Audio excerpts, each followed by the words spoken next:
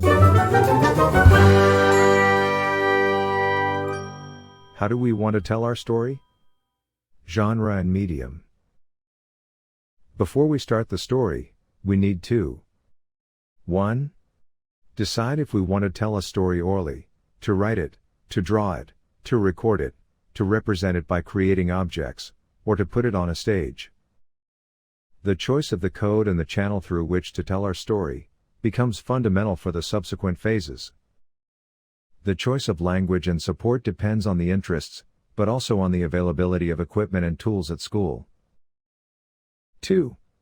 Imagine the recipient of the story. Choosing a potential recipient is important to understand how complex and long the story can be, what kind of key messages to choose, and to define the most appropriate languages.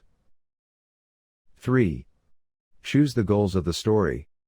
Do we want to have fun, to excite, to inform, to arouse curiosity, to generate mystery, or to stimulate the imagination? Exercise. Each group of students has to choose what kind of storytelling wants to achieve, for instance visual, sound, written, verbal, tactile. Has to think of a possible target audience, for instance children, grandparents, parents, friends. And has to decide whether the narrative should entertain, excite, make cry, etc. From now on, we can start working on the creation of the story.